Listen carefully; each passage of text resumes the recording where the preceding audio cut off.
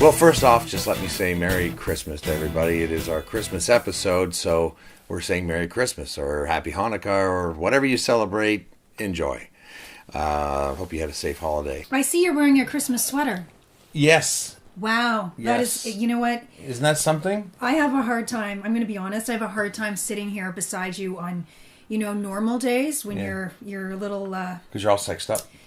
Well, yeah, when you're a little, when you're slumming it. Yeah. Right, which is what you like to do sometimes. But, I mean, good God, you look spectacular. And that's not all. And that's not all. It is. It is Christmas. It is Christmas, Allison, and I hope you don't have one of those for me, because I'm not wearing one of those. This is our Christmas episode. It is our Christmas episode. So I just want to say, ho, ho, ho! Merry Christmas, Allison.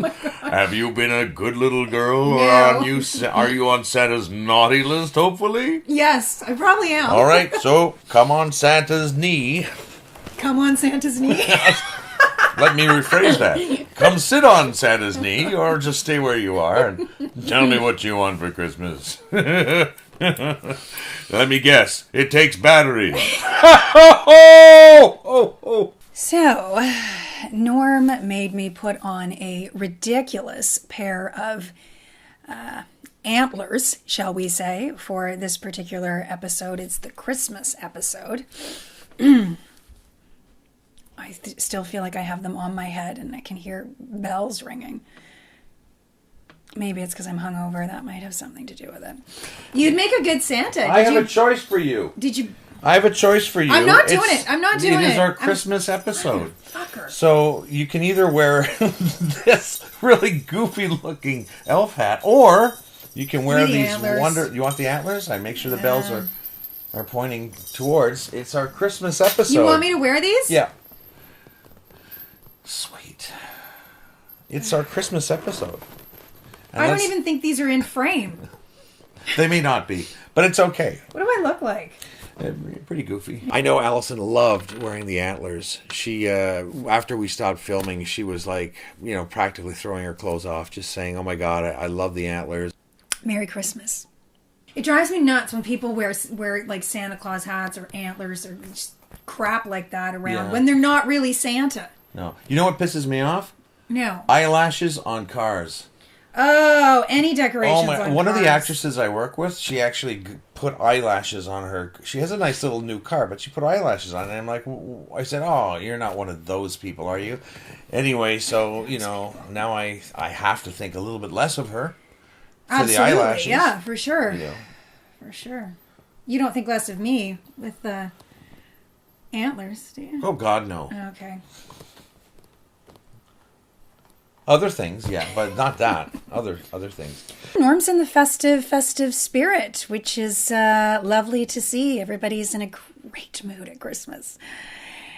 So that's great. That's he even had that sweater on. And I mean, as I said in the other segment, Norm tends to slum it a bit. And he dressed himself up. He was looking pretty spiffy. And we know it's for me, right? Like, we know that. There's nobody else in his life. So I have to feign pleasure, really, with him and let him know that I'm not taking him for granted, and I really respect and admire how much he gets himself together, puts himself together for me, It's lovely. It's lovely. I get out of bed and I look like this, right? So I feel bad for people who can't have that happen. It's a tragedy, really. So we made a lot of progress last week, I think. We're actually on page 7, or are we? No, excuse me. We're starting page 8. We finished off inside the Pizza Hut, where Lee and Ming Chen are packing boxes of pizza slices and drinks for the festival, of course. Okay. And do you want to just read through this scene? Or do you want to go through the last couple of scenes? Yeah, let's go through the last couple. I don't think we know Pastor John's talking. I just want to refamiliarize myself with what's happening here. Okay. Bedroom. How about we start... Oh, you know where we finished off last week, pretty much reading through it, was Yeah, that whole Betty Godwin and Fannie Mae, and, she's a sex pot and all that. So why don't we jump right to the scene we did afterwards, which was the small engine repair. Okay. Then Dwayne, Earl, and Rusty, and then we can just walk through these and decide where we want to go. So Rusty's sitting behind the counter reading a magazine. Dwayne Earl enters from the garage. You finally finished with Ben's car? Fuck no, that piece of shit is far from being roadworthy. Goddamn thing is going to have to start paying me rent soon. Oh, what's wrong with it now? Well, the brakes are done, but I found holes in his gas tank and his oil pan has a crack in it and the suspension's fucked. You see where I put those boxes of ball sacks? I can't find them anywhere in the garage. I think you took them upstairs to your apartment. Remember? You needed something to put your new VCR on when your old one died? Oh, yeah. Thanks, kid. So what's the plan for tonight? We selling ball sacks at the festival? No. Gonna sell air filters and wiper blades, and every purchase gets a free ball sack. And correction, you're gonna be selling. I'm gonna be guarding the beer tent most of the night. Okie dokie. Today we wrote... I continued on episode number 6 and continued on the festival we started last week. And we're almost at the festival. It's getting exciting. Making our way through the town. We're visiting our characters to see how they're preparing for the festival, what they're going to be bringing. The idea being that, for example, the Chens who own the local pizza place, they're going to be bringing some sliced pizza and drinks. The New Age books and trinket store, the gals from there are going to be bringing some books and some wind chimes that I'm sure are going to annoy people. And they'll be bringing some soaps and, other spiritual type things. Not that soap is spiritual, but, perhaps it is fragrant and brings you to a spiritual place. We were writing today, and again, you come into a session, not really sure where it's going to go, and there you have it. We knocked out a couple of scenes. We know where we're going to go with the rest of the episode. I know Norm is super excited, so that's good.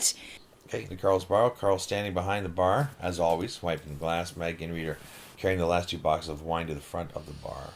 Hey, thanks for helping me out. Payback's a bitch, huh? For all that babysitting? Oh, no worries, anytime. Why isn't he helping? Bad. Back. You might as well, if you're going to say one of the 2 words, Well, you may as well say both. You like to play Carl. I do, but you, like I said, you took one of the 2 words. You may as well complete it. Nobody likes it when you don't finish. Finish it, Allison. Oh, I always finish.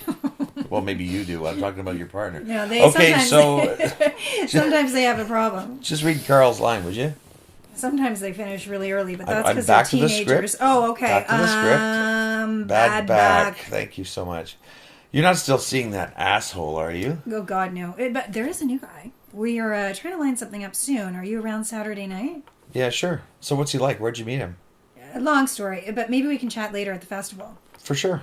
I'll be there getting them drunk, and you'll be there getting them sober. Setting up around 5? Yeah. See you there. Haven't been sleeping well lately, and it's not that somebody's beside me keeping me up, which would be fine. It's just, I don't know, you just don't sleep well, and then it sort of parlays itself into the day. But it's funny, because we were talking about that, and I was apologetic for being tired. I don't like to be tired and not on my game, but it's funny, too, because when something happens, when you're like that, and you're so fatigued, or I'm so fatigued, that I'm not thinking about all of this other superfluous, day in, day out bullshit that you have to deal with, and your mind is just focused on what it can be, which is the task at hand. And so I find that when all of that other noise is out of the equation, you're able to come up with some raw, instinctual material, which is what happened with one of the scenes we were working on, which was a letter that Ben receives from his soon-to-be ex. So there was a pureness in today's session, and I think that has something to do with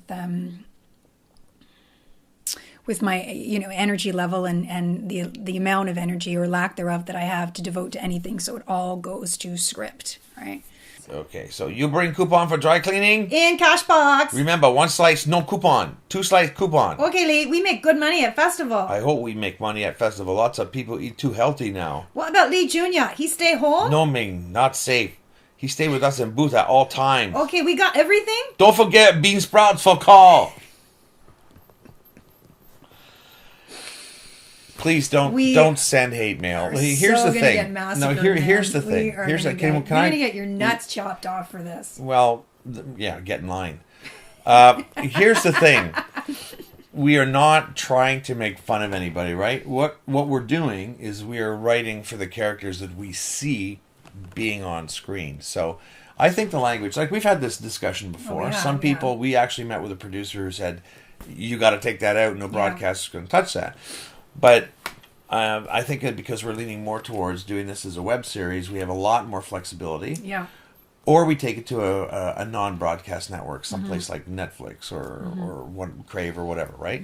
But I think for writers, if you have to, if I'm writing a Western character or someone with a Southern drawl, I'm going to be writing the way they speak. Yeah. Exactly, right? Yeah. Because that's the flavor in the words, and I think that's just. I just want to clarify that. These antlers are driving me fucking crazy. We're also sitting and talking with Ben and Howard, and in this episode, Ben receives the first letter from his wife, soon-to-be ex-wife, we assume, which is why Ben came to Gentle Bend in the first place. And, he doesn't want to read it, but Howard encourages him to read it, that he should know what's going on in the letter and so forth. That was really interesting because we were talking about a breakup, and we went back into our lives, more specifically Norm's, and looked at a breakup and how a breakup can affect everyone. Your children, your partner, your family, your friends, and the severity of making that decision. And it's got to be a difficult decision.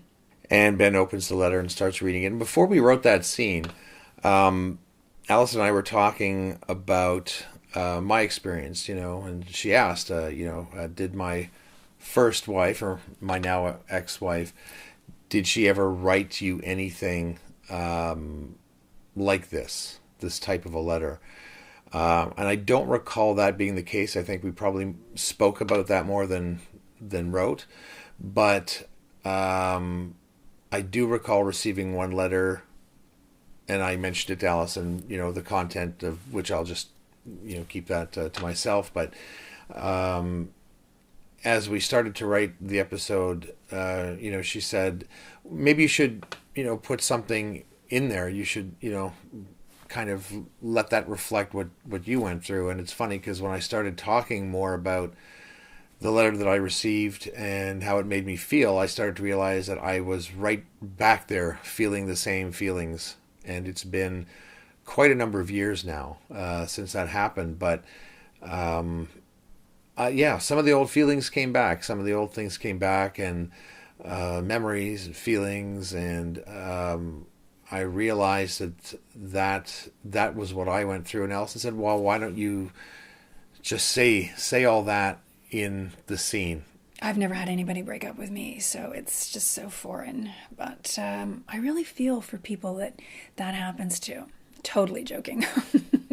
Can't even get through that with a straight face. Breakups are brutal. I've had it happen. Been on one or either side of it. But so I didn't realize that this was the Christmas episode, but I did bring a scarf. I would have brought a red scarf, but this is orangey red, and the tassels here, usually there's tassels on different parts of my clothing, but the tassels on the scarf are red, so I feel like I'm kind of on board for the Christmas spirit, if you will, although the antlers really, took this game up a notch. Thank you, Norm. You want to reach into Santa's pocket? There might be something there for you.